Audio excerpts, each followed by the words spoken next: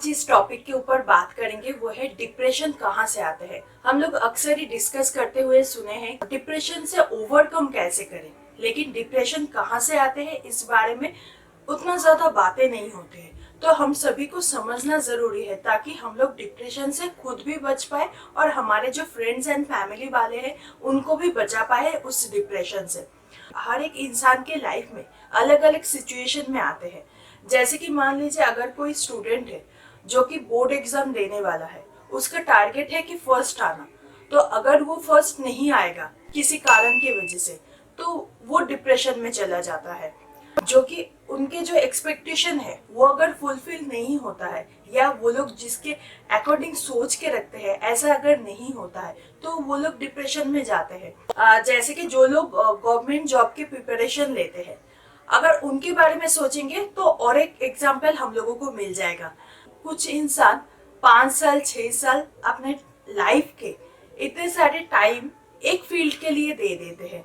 मतलब 5 साल 6 साल अपने एजुकेशन कंप्लीट करने के बाद उसमें इन्वेस्ट कर देते हैं एक जॉब आने के लिए, और इन्हीं 5-6 सालों में से वो लोग लगभग 10 या 20 या उससे भी ज्यादा टाइम एग्जाम देते रहते हैं, लेकिन अगर सिलेक्ट नहीं होते हैं तो वो लोग एक टाइम के बाद डिप्रेशन में चले जाते हैं।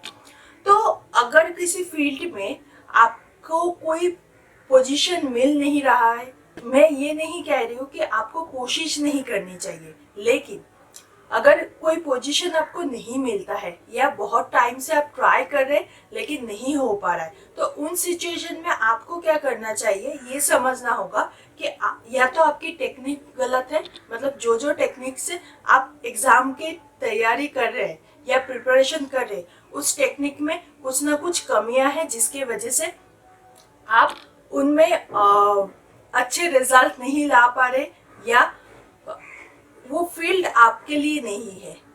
इस फैक्ट को आपको एक्सेप्ट करना होगा। तो इसके लिए आपको क्या करना पड़ेगा, आपको दूसरे किसी फील्ड को अपने लिए चूज करना पड़ेगा और उस फील्ड में काम करते जाना होगा, और साइड बाय साइड अगर आप चाहते हैं तो एग्जाम की प्रिपरेशन ले सकते हैं। लेकिन एक फील्ड में 5 साल 10 साल इन्वेस्ट कर देना जिससे कुछ आउटकम नहीं निकल के आ रहा है, वो सिर्फ और सिर्फ बेवकूफी है। इन दोनों स्टोरी से हम लोग ये समझ पाए हैं कि डिप्रेशन कहाँ से आते हैं। मतलब कोई इंसान किसी चीज के लिए एक्सपेक्ट कर रहा है और अगर उनको वो चीज नहीं मिलते हैं तो वो लोग डिप्रेशन में जा रहे हैं। उस इंसान को जो चीज मिल रहा है उसको एक्सेप्ट कर लेता है तो वो क्या डिप्रेशन में जाएगा? आई थिंक नहीं जाएगा। और उनको समझना पड़ेगा कि ये लाइफ है, कभी अप्स एंड कभी डाउन्स रहेगा, तो इतने सारे चीजों को उनको एक्सेप्ट करना आना भी चाहिए। कोई भी इंसान अगर जिंदगी के किसी भी सिचुएशन को एक्सेप्ट नहीं करते हैं तो उससे उनके माइंड पे सिर्फ और सिर्फ स्ट्रेस ही आते हैं, इसके अलावा और कुछ भी नहीं आते हैं। इन सब चीजों की वजह से डिप्रेशन को बढ़ाने का कोई मतलब नहीं होता है।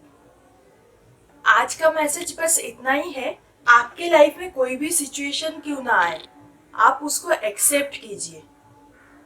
हो सकता है अभी जिस चीज के लिए आप ट्राई कर रहे हैं आपको ना मिले, आगे जाकर वही चीज आपको मिल जाए।